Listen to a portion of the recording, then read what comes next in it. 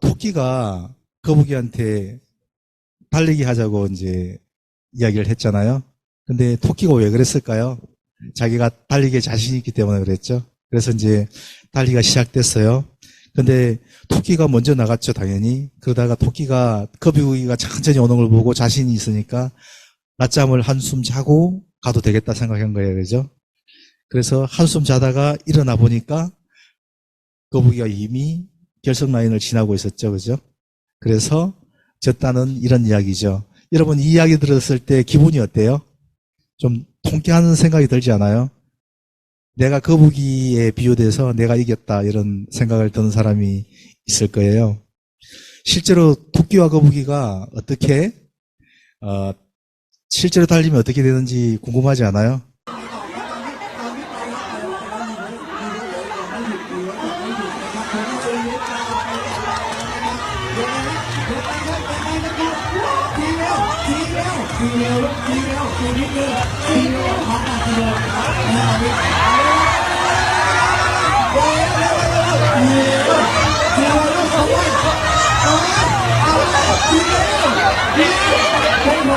자, 오늘 본문의 말씀이 어떤 말씀이에요?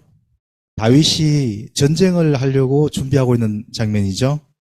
그리고 세 명의 장군을 이제 불러요. 그 장군 이름이 누구죠? 요압이라는 장군과 요압의 동생 누구예요? 중요하진 않아요. 그리고 또 한 사람이 있는데 누구예요? 이때, 그죠? 이 세 명의 장군에게 한 무리씩 맡기고 다윗 왕이 이제 뒤에 숨어 있을까요? 아니면 자기도 앞에 나가서 싸우려고 할까요? 네, 틀렸어요. 땡입니다. 네, 직접 나가서 싸우려고 해요. 근데 장군들이나 백성들이 어떻게 이야기해요? 왕께서 나가시면 안 됩니다. 왜 안 된다고 이야기해요? 반란이 일어난 상태이기 때문에 왕이 나가서 싸우다가 죽게 되면 그 반란이 성공하게 되잖아요. 그래서 우리가 반이 죽더라도 괜찮은데 왕께서 죽으면 안 되기 때문에 나가시면 안 됩니다. 라고 이야기했어요. 근데 다윗은 왜 나가서 싸우려고 했을까요? 자, 첫째, 아들이 압살롬을 살리기 위해서 그런 거예요. 근데 이제 백성들이 나가지 말라고 하니까 한 당부를 하는데 말씀을 한번 읽어볼게요. 본문 5절 말씀이에요. 시작. 왕이 요압과 아비새와 이때에게 명령했습니다. 나를 봐서라도 어린 압살롬을 너그럽게 대해주라. 왕이 그 장군들에게 압살롬에 관해 명령을 내릴 때 모든 백성들도 다 들었습니다. 네, 요 말 하려고 요렇게 압살롬을 구해주려고 왕이 전쟁에 나가려고 했던 거예요. 여러분, 요 전쟁에서요, 압살롬은 아버지를 배신하고 반란을 일으킨 사람이잖아요. 여러분 같으면 어떻게 생각을 해요? 이 아들을 그냥 당장 목을 쳐서 죽이고 싶은 마음이 들지 않겠어요? 근데 다윗이 왜 이렇게 마음을 먹었을까요? 다윗이 일부러 다른 사람한테 관대함을 보여주기 위해서 이렇게 했을까요? 아니면 정말 압살롬을 보호해주고 싶은 마음이 있었을까요? 저는 다윗의 마음을 정확히 이 말씀에 나와 있진 않은데 다윗의 마음을 헤아려 봤을 때 아들을 살리기 위해서 그랬다고 봐요. 자기를 거역하고 반항한 이 아들을 살리려고 하는 그 마음이 이해가 되나요? 저는 어제 이 말씀을 묵상을 하면서 다윗의 마음이 이해가 됐어요. 아, 하나님께서 이래서 다윗을 사랑하시는구나 이렇게 생각을 했어요. 우리 그리스도인들은 어때요? 나를 핍박하고 나를 해치려고 하는 사람들을 여러분 어떻게 해요? 똑같이 그대로 갚아주려고 하나요? 아니면 그 사람을 보호해주고 싶은 마음이 있나요? 이 마음이 하나님의 마음인 거예요. 다윗의 마음은요, 다윗이 죄를 많이 짓거든요. 다윗이 어떤 죄를 지었어요? 바사바하고 불륜 관계를 맺고 그 남편을 죽이게 되는 살인교사, 강간 이런 나쁜 흉악범이에요, 사실은. 근데 이에 비해서 사울은 있잖아요. 그렇게 악한 짓을 저지른 것 같진 않아요. 근데 하나님께서는 다윗을 사용하시고 왜 사울을 그렇게 폐위시키고 결국은 자살로까지 가는 그런 일이 벌어졌을까요? 그 속에는 있잖아요. 다른 사람을 위하는 이런 다윗의 넓은 마음이 있다고 저는 성경을 읽으면서 깨닫게 됐어요. 근데 이제 전쟁이 막상 벌어졌잖아요. 그러면 여러분, 전쟁은 벌어지면요 굉장히 재난이에요. 제가 어릴 때는 전쟁이 일어났으면 좋겠다 이런 생각을 제가 한 적이 있거든요. 여러분, 전쟁이 일어났으면 재밌겠다라고 생각하는 사람 있나요? 네. 이제 고등학생들은 알 거예요. 근데 중학생들은 전쟁이 한번 일어나봤으면 재밌겠다. 학교 안 가고 또 되고 이렇게 생각하는 사람이 있을 수가 있어요. 근데 전쟁이 일어나면 많은 사람이 피를 흘리고 죽게 돼요. 근데 이제 그 과정 가운데서 어떤 일이 벌어져요? 압살롬이라는 사람이 상수리 나무에 머리가 대롱대롱 매달려 있는 거예요. 압살롬은 어떤 사람이냐면요, 되게 잘생겼어요. 네, 여기 누구 잘생겼는지 제가 한번 찾아봤으면 좋겠는데, 그렇게 모델로 내세울 만한 사람이 잘 보이진 않아요, 보니까. 나를 해달라, 손 들어 볼래요? 네. 아, 제임스가 지금 고개를 까딱거리고 있어요. 제임스, 한번, 네. 잘생긴 거 참 중요할 수도 있어요. 우리 여러분만한 나이 때는요. 근데, 압살롬이 소리가 잘 나오나요, 마이크가? 네. 압살롬이 그 잘생겼던 그 머리, 그 얼굴도 잘생겼지만, 머리가 풍성했나 봐요, 이렇게, 머리채가. 머리가 없으면 요즘은 좀 달라요. 요즘은 뭐 그 머리가 없어도 쫙 이렇게 우리 제프 선생님처럼 이렇게 쫙 이렇게 완전 그 이렇게 하면 되게 멋있잖아요. 사실은 어디 갈 때마다. 근데 그 당시에는 머리가 없으면 그 좀 이렇게 없어 보인다고 했나 봐요. 근데 압살롬은 머리가 많아가지고 풍성해서 그게 자랑이었어요. 근데 하나님 있잖아요. 그 압살롬의 자랑이 되는 그 머리가 그 압살롬을 죽게 되는 결과를 낳았던 거예요. 노새를 타고 상수리 나무를 지나가는데 상수리 나무 가지에 그 머리가 걸렸던 거예요. 걸려서 탁 잡히니까 빠져나올 수가 없는 거예요. 머리가 너무 많기 때문에. 압살롬은 잘생겼죠? 그 다음에 정의감도 있어요. 동생 다말이 그 형제한테 욕을 당하자마자 가서 복수를 하고, 그리고 백성들의 마음을 다 얻는, 굉장히 호방하고 운동도 잘하고 잘생겼죠. 이런 사람이었어요. 그래서 아버지 다윗을 배반하고 그렇게 다시 왕권을 찾아가는 그런 사람이었는데, 하나님께서는 어떻게 했냐면 압살롬의 그 자랑거리가 된 머리카락을 하나님께서는 잡고 그걸 통해서 죽이게 되는 일이 있는 거예요. 자, 이 사건을 보면서 여러분 어떤 교훈을 얻을 수 있을까요? 우리가 이 교훈을 두 가지를 얻을 수가 있는데, 첫 번째 교훈을 한번 띄워주실래요? 한번 큰 소리로 한번 읽어볼까요? 시작. 장점과 단점, 강점과 약점에 대해서 우리의 관점과 하나님의 관점은 전혀 다르다는 것입니다. 여러분, 강점과 약점이 있죠. 각자는 뭐 내가 잘생겼다, 내가 머리가 좋다, 아니면 내가 성격이 좋다, 내가 이쁘다, 뭐 이런 어떤 강점이 떠오를 거예요. 어떤 사람은 나는 그렇게 많지는 않지만 좀 있다 이렇게 생각할 수가 있어요. 근데 중요한 것은요, 내가 생각하는 강점과 약점이 있고 하나님이 생각하는 강점과 약점이 있는 거예요. 자, 제가 한 사람의 예를 한번 들어볼게요. 제가 생각나는 그 강점을 가진 사람이 잘 떠오르지 않아서 좀 오래된 사람 이야기인데 미안해요. 여러분은 잘 모를 거예요. 이주일이라는 코미디언을 알고 있나요? 이 사람은 나중에 한번 찾아보세요. 이 사람은 진짜 못생긴 사람이에요, 되게. 그래서 이 사람이, 하는 인사가 뭐냐면, 못생겨서 죄송합니다. 이게 유행어가 됐어요. 들어봤나요, 혹시? 여러분하고 나이 차이가 너무 나서. 왜냐면 이 사람은 축구 선수였어요. 축구를 굉장히 잘했나 봐요. 그러다가 축구를 하다가 부딪혀가지고 얼굴 뼈가 함몰이 됐어요. 그래가지고 그걸 어떻게 잘 해가지고 구원을 얻었지만 얼굴은 여전히 못생긴 상태가 된 거예요. 그래서 이분이 이제 코미디언이 되었거든요. 요즘 치면 개그맨이에요. 근데 이분이 그 못생긴 것 때문에 돈을 엄청 번 거예요. 우리나라에서 제일 유명한 그런 희극인이 된 거예요. 여러분, 이 사람이 못생겼기 때문에 인기를 얻은 것도 있지만 이 사람은 겸손했던 것 같아요. 못생겨서 죄송합니다. 그러니까 다른 사람들이 보고 아, 나는 저 사람보다는 잘생겼구나 이런 어떤 대리만족 같은 걸 얻게 됐죠. 그 이주일에게는 자신의 단점이 그것이 있잖아요. 그 사람들을 즐겁게 해주고 또 자신을 유명하게 만드는 그런 좋은 그 단점이 되는 장점이 됐던 거죠. 장점과 단점이 이렇게 우리가 알 수가 없는 거예요. 방금 또 봤던 그 사람이 그 압살롬이 잘생겼잖아요. 그래서 잘생겼기 때문에 사람들이 압살롬을 좋아하기 시작했던 거예요.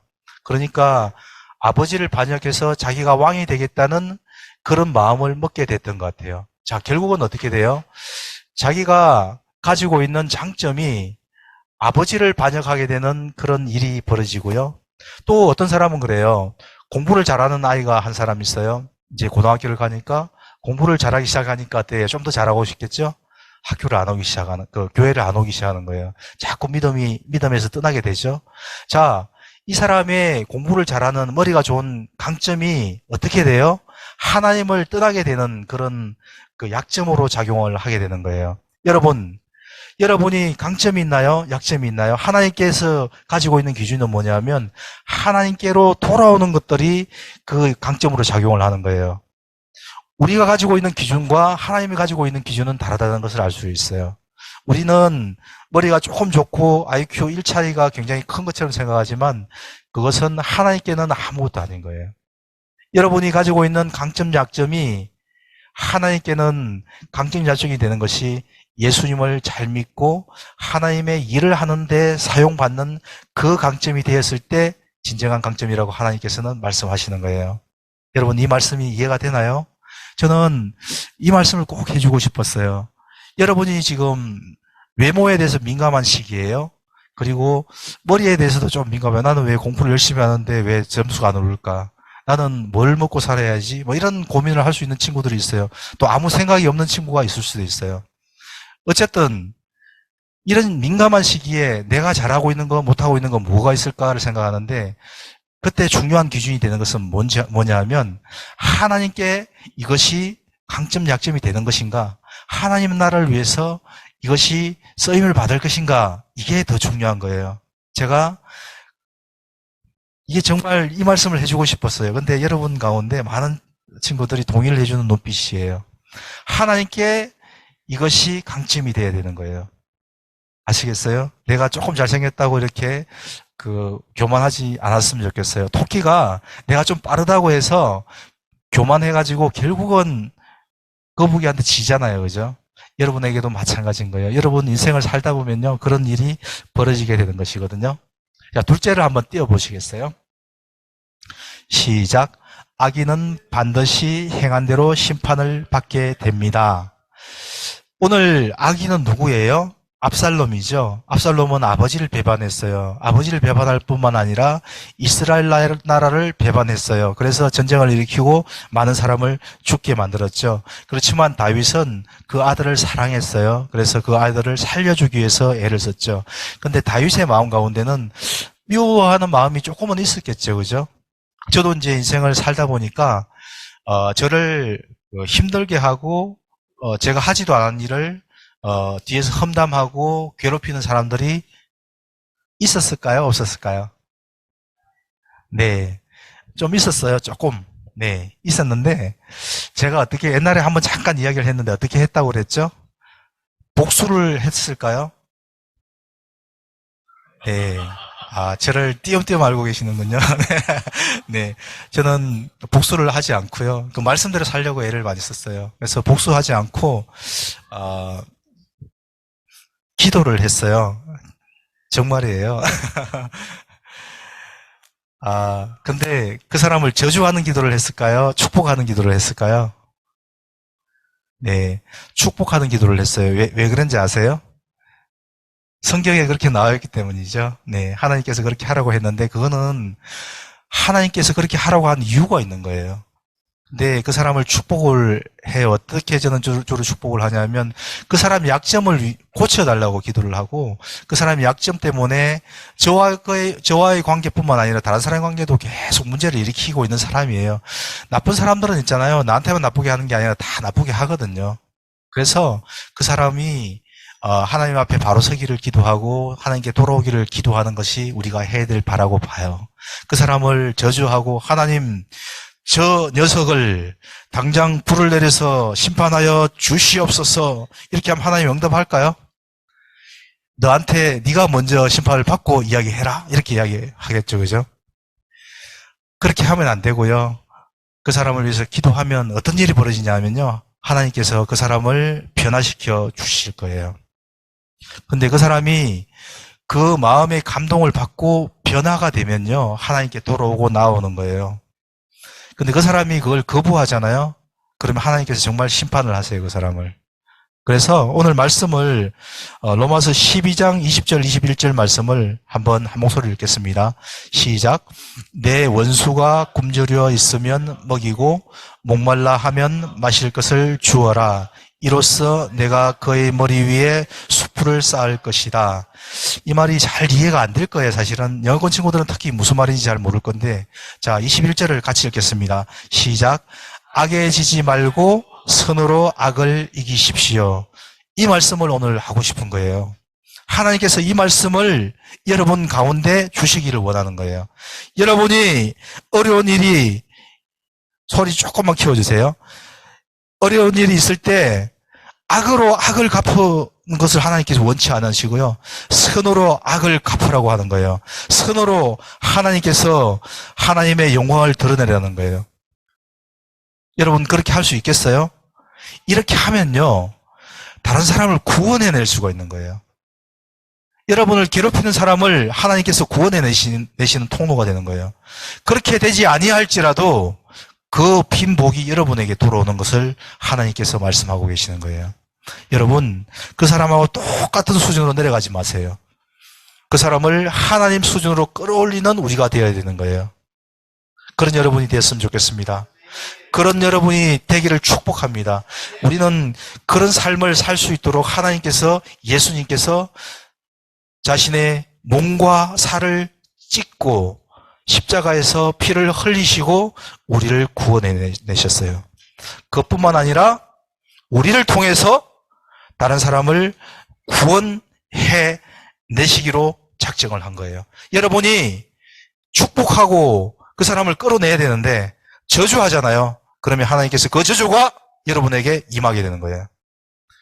여러분은 저주할 권리가 없어요. 축복할 의무가 있는 거예요. 여러분을 괴롭히는 사람들 뒤에서 축복하십시오. 하나님이 그걸 원하고 계시는 거예요. 여러분 교만하게 나 자신을 증명하려고 하지 마세요. 토끼처럼 야, 나 달리기 잘하니까 너 한번 시합해볼래? 그런 거 하지 마시고요. 겸손하게 하나님 앞에서 하나님께 돌아오지 못한 사람을 하나님께 돌아오는 그런 작은 강점이 하나님께서는 가장 귀하고 크게 보시는 거예요. 여러분에게 강점들이 많이 있을 거예요. 약점들도 있을 거예요. 그러나 그게 약점이 하나님 손에 붙들리면 강점이 되는 거예요. 이주일이라는 코미디언이 축구하다가 다쳐서 그러지 않아도 못생긴 얼굴이 완전 더 못생기게 됐잖아요. 그런데 하나님 손에 붙들리면 그게 돈 버는 도구가 되고 다른 사람의 자존감을 높여주고 나는 이렇게 못생겨서 죄송한데 다른 사람을 즐겁게 해주는 거예요. 이렇게 다른 사람을 세워주고 또 내 약점, 강점 할 것 없이 하나님의 손에 붙들리는 여러분이 되기를 축복합니다. 그렇게 사는 여러분이 되면요, 인생이 행복해져요. 내가 조금 더 잘생겨져야 행복해지는 게 아니고 내가 조금 더 좋은 성적을 받아야, 좋은 대학을 가야, 좋은 직장을 가야 거기에요. 사실은 어느 직장 가더라도 힘든 거 다 있거든요. 어떤 일을 하더라도 다 힘든 거 있어요. 그렇지만 그 속에서 하나님을 발견하고 하나님과 손을 잡고 가면요, 여러분 인생이 행복한 인생이 될 거라고 저는 확신합니다. 여러분 그런 사람이 되기를 축복합니다. 여러분, 네, 기도하며 나가겠습니다. 첫 번째 기도 제목을 함께 기도할 텐데요. 남이 가진 장점을 부러워하지 말고 하나님께서 나에게 주신 장점으로 하나님을 영광스럽게 드러내는, 하나님을 전도하는 파워웨이브 한 사람 한 사람 되게 하여 주시옵소서. 조용히 있잖아요. 소리 내지 말고요. 내가 가진 장점을 한번 떠올려 보시고 이 장점을 통해서 하나님 영광받아 주시옵소서. 사람들을 하나님께로 돌아오는 그런 귀한 통로가 되었으면 좋겠습니다. 조용히 1, 2분 기도하겠습니다. 하나님 아버지,